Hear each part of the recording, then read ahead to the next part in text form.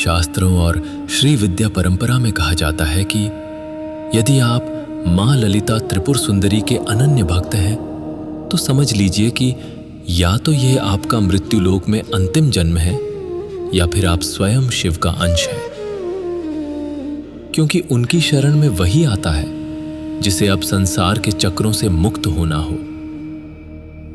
हे जगत जननी, हे चराचर जगत की अधिष्ठात्री, हे श्री माता कामेश्वरी रक्तांबर धारिणी, श्री महाराज्ञी, श्री मत सिंहासनेश्वरी, शक्ति सैन्य समन्विता, भंडासुर का वध करने वाली मां ललिता त्रिपुर सुंदरी, मुझ तुच्छ प्राणी का आपके श्री चरणों में बारंबार कोटि कोटि नमन है। शास्त्र कहते हैं मां की कृपा की छाया में पहुंचते ही सारे भय और चिंताएं वैसे ही समाप्त हो जाती हैं जैसे सूर्य के उदय होते ही अंधकार का समूल नाश हो जाता है। मां ललिता के प्राकट्य की कथा जितनी सुंदर है उतनी ही रहस्यमयी भी है। इस कथा का मूल आधार ब्रह्मांड पुराण के उत्तर भाग का ललितोपाख्यान है। यह श्री विद्या परंपरा का वो दिव्य ग्रंथ है जहां स्वयं भगवान हयग्रीव, जो श्री हरि विष्णु के ज्ञान अवतार हैं, उन्होंने महर्षि अगस्त्य को मां ललिता की अनंत महिमा सुनाई थी। समय के चक्र में थोड़ा पीछे चलते हैं, उस क्षण में जब माता सती के विरह में देवादिदेव महादेव अपनी घोर समाधि में लीन थे। दूसरी ओर माता पार्वती महादेव को पुनः प्राप्त करने के लिए हिमालय की कंदराओं में पंचाग्नि तप कर रही थीं। माता के तप का तेज इतना प्रचंड था कि तीनों लोग थरथरा रहे थे। इसी दौरान स्वर्ग पर तारकासुर नाम के महादैत्य का आतंक मंडरा रहा था। उसे वरदान था कि उसका अंत केवल शिव पुत्र ही कर सकता है। अब देवताओं के सामने सबसे बड़ा संकट था, महादेव की समाधि कैसे टूटे। देवराज इंद्र ने प्रेम के देवता कामदेव को इस कार्य हेतु नियुक्त किया। कामदेव ने अपना पुष्प बाण महादेव के हृदय पर चलाया। समाधि तो टूटी, लेकिन महादेव के त्रिनेत्र से क्रोध की ऐसी ज्वाला निकली कि कामदेव क्षण भर में जलकर भस्म हो गए। यहां शिव पुराण के अनुसार कामदेव की पत्नी देवी रति का विलाप देखकर महादेव उन्हें वरदान देते हैं कि द्वापर में कामदेव प्रद्युम्न के रूप में पुनर्जन्म लेंगे। लेकिन ब्रह्मांड पुराण की कथा यहां से एक अलग और गंभीर मोड़ लेती है। कामदेव की वह भस्म वर्षों तक हिमालय की पवित्र बर्फ में दबी रही। एक दिन प्रथम पूज्य विघ्नहर्ता श्री गणेश और शिवगण खेल खेल में उस स्थान पर पहुंचे।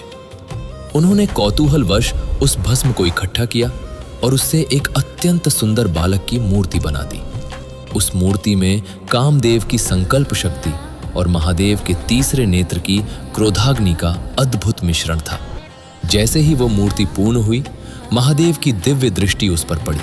महादेव ने उसे देखते ही विस्मय में कहा, भंड भंड अर्थात धिक्कार है, यह अत्यंत अशुभ है। महादेव के मुख से निकले उसी शब्द के कारण उस बालक का नाम भंडासुर पड़ा। भंडासुर कोई साधारण असुर नहीं था। उसके भीतर कामदेव की अतृप्त वासना और महादेव की अग्नि का संयोग था। समय बीतता गया। भंडासुर ने महादेव की ही कठिन तपस्या की और उनसे शतरुद्र स्तोत्र का उपदेश प्राप्त किया।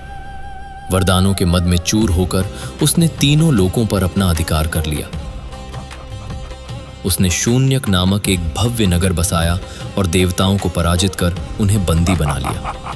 भंडासुर इतना शक्तिशाली हो गया कि वह देवताओं की प्राण शक्ति को सोखने लगा। चारों ओर हाहाकार मच गया और देवता पूरी तरह शक्तिहीन होकर अत्यंत निराश हो गए। जब कोई समाधान नहीं सूझा और देवताओं की समस्त शक्तियां क्षीण होने लगी, तब भगवान विष्णु और महादेव के मार्गदर्शन में चिदग्नि यज्ञ का अनुष्ठान आरंभ हुआ। चिदग्नि यज्ञ ये कोई साधारण हवन नहीं था। यह चित्त अर्थात शुद्ध चेतना और अग्नि अर्थात परम प्रकाश का मिलन था। देवताओं ने अपनी समस्त शक्तियों, अपने अहंकार और यहाँ तक कि अपने अस्तित्व की आहुति उस महाकुंड में झोंक दी ताकि उस परम ऊर्जा को जागृत किया जा सके जो इस संपूर्ण सृष्टि का मूल आधार है। इसी यज्ञ की दिव्य महाज्वाला के मध्य से वो अनुपम स्वरूप प्रकट हुआ जिसे आज समस्त ब्रह्मांड मां ललिता त्रिपुर सुंदरी के नाम से पूजता है। ललितोपाख्यान में इस अलौकिक क्षण का वर्णन इस प्रकार मिलता है। चिदग्नि कुंड संभूता देव कार्य समुद्यता, अर्थात जो चिदग्नि कुंड से प्रकट हुई हैं और देवताओं के धर्म की स्थापना के लिए उद्यत है।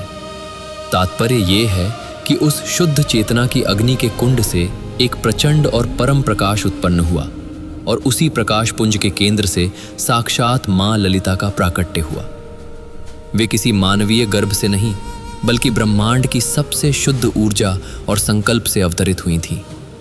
उनके प्रकट होते ही करोड़ों सूर्यों का प्रकाश फीका पड़ गया और समस्त देवता श्रद्धा से नतमस्तक हो गए।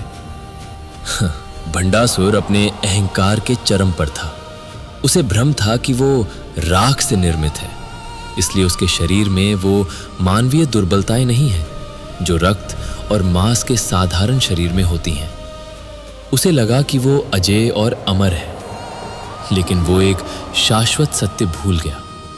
जिससे वो टकराने की भूल कर रहा है वे स्वयं मूल प्रकृति हैं। जो प्रकृति का सृजन करना जानती हैं वे उसे विलीन करने का सामर्थ्य भी रखती हैं।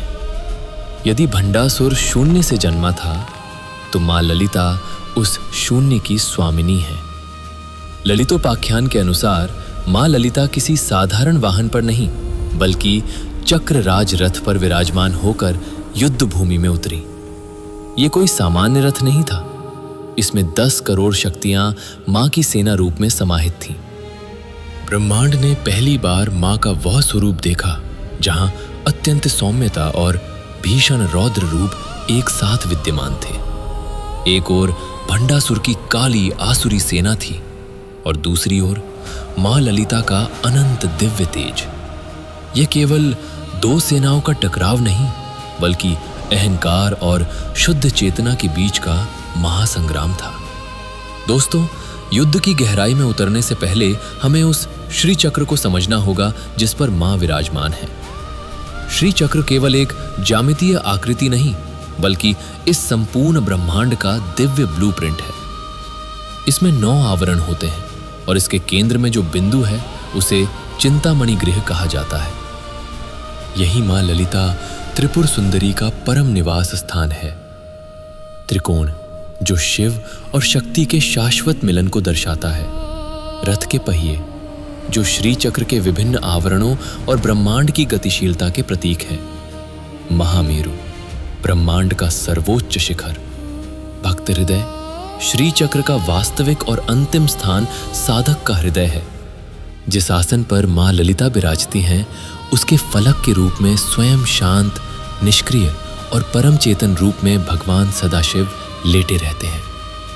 ललिता सहस्त्र नाम में मां का एक अत्यंत कल्याणकारी नाम आता है, चिंतामणि गृहांतस्था चिंता रोगहरा, अर्थात जो चिंतामणि के दिव्य महल में निवास करती हैं और अपने भक्तों की समस्त चिंताओं का समूल नाश कर देती हैं। शक्ति सैन्य समन्विता, अर्थात वे देवी जो अपनी ही शक्तियों की अनंत सेना से घिरी हुई हैं। उनके साथ कोई बाहरी सेना नहीं थी। मां ने स्वयं के दिव्य विग्रह से अपनी शक्ति सेना उत्पन्न की। उनमें मुख्य रूप से बाला त्रिपुर सुंदरी, मां के हृदय से उनका बाल स्वरूप प्रकट हुआ जो श्री चक्र की रक्षक और अत्यंत पराक्रमी बालिका है। मंत्रिणी श्यामाला मां के वाम नेत्र से प्रकट हुई। ये वीणा वादिनी और बुद्धि की अधिष्ठात्री हैं जो मां की मुख्य सलाहकार बनी। दंडिनी वाराही मां के दक्षिण नेत्र से प्रकट हुई। ये न्याय की देवी और मुख्य सेनापति हैं। हाथ में हल और मूसल धारण किए हुए ये भंडासुर के पुत्रों का काल बनी। अष्टमात्रिका मां के मुख से 8 दिव्य माताएं ब्राह्मी, माहेश्वरी, कौमारी, वैष्णवी, वाराही, चामुंडा, इंद्राणी और महालक्ष्मी प्रकट हुई।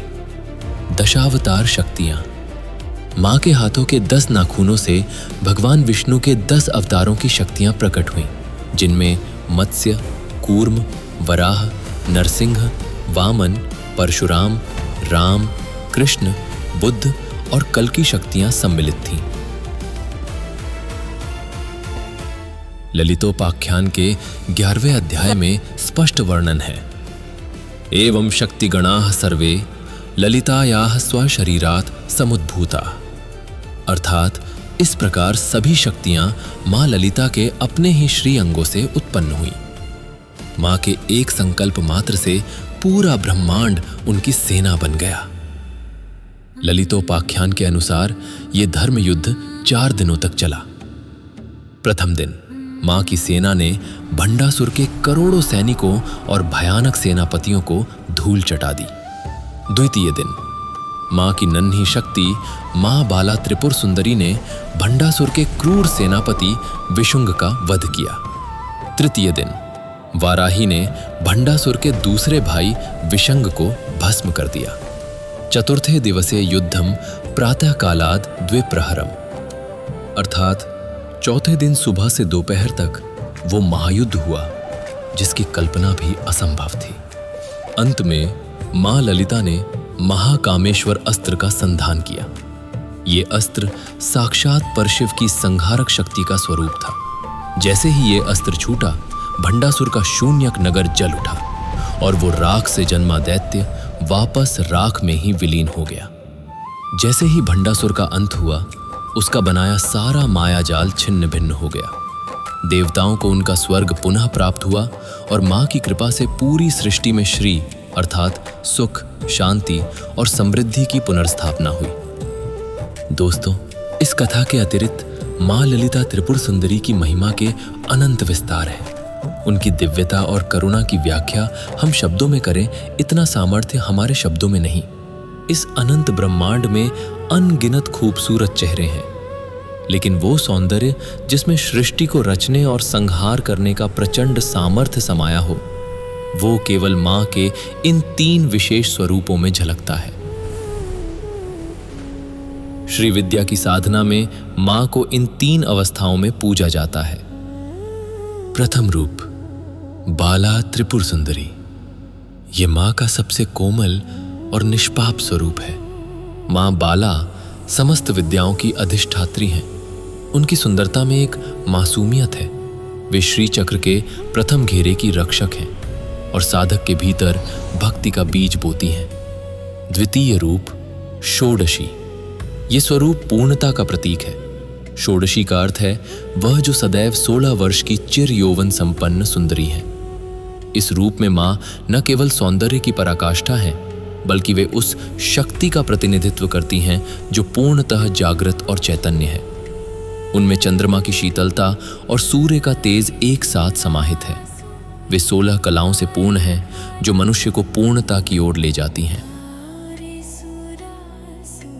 तृतीय रूप श्रीमन महाराज राजेश्वरी। यह मां का सर्वोच्च और भव्यतम स्वरूप है। समस्त ब्रह्मांड की साम्राज्ञी जो पंच ब्रह्मासन पर विराजमान होकर अनंत कोटि ब्रह्मांडों का संचालन करती हैं।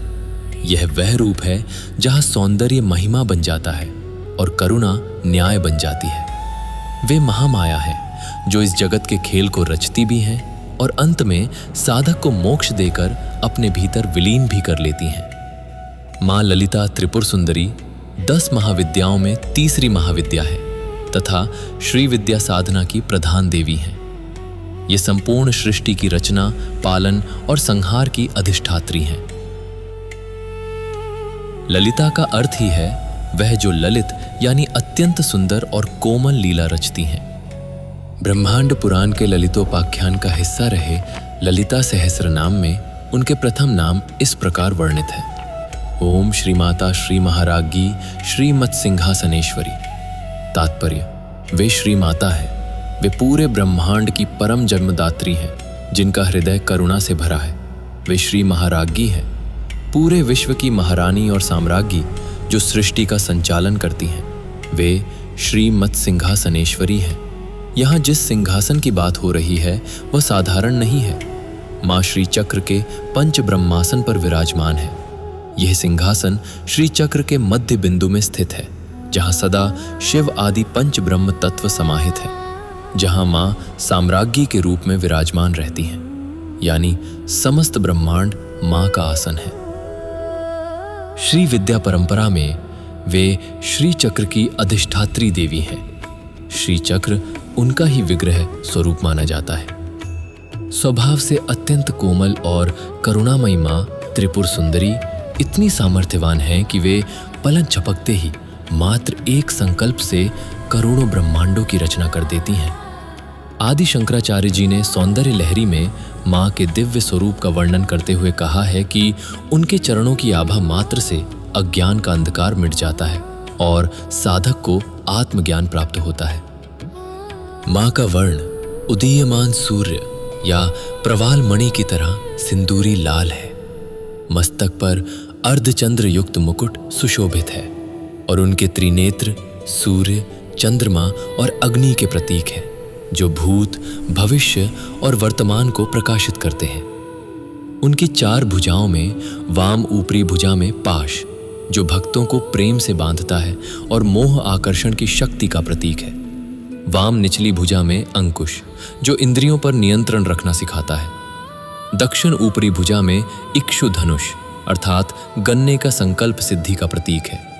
दक्षिण निचली भुजा में 5 पुष्प बाण, जो शब्द, स्पर्श, रूप, रस और गंध इन 5 तन्मात्राओं को नियंत्रित और मोहित करते हैं। वे केवल शत्रुओं का संहार नहीं करती, बल्कि अपने भक्तों के हृदय में प्रेम, करुणा और आत्मज्ञान का संचार भी करती हैं। ओम श्री मात्रे नमः। तो दोस्तों, माँ ललिता त्रिपुर सुंदरी की यह दिव्य कथा हमें सिखाती है कि हमारे भीतर का अहंकार चाहे कितना भी शक्तिशाली क्यों न हो, जब हम अपनी शुद्ध चेतना को जागृत करते हैं तो माँ की शक्ति स्वतः ही हमारे समस्त दुखों और बुराइयों का अंत कर देती है। कमेंट सेक्शन में हमें ज़रूर बताएं कि हमारी यह प्रस्तुति आपको कैसी लगी। और हाँ, माँ के प्रति अपनी श्रद्धा व्यक्त करने के लिए कमेंट्स में जय माँ त्रिपुर सुंदरी लिखना ना भूलें। मिलते हैं अगले अध्याय में माँ की एक नई लीला, एक नई महिमा के साथ। तब तक के लिए माँ की कृपा आप पर बनी रहे। जय माता दी। हर हर महादेव।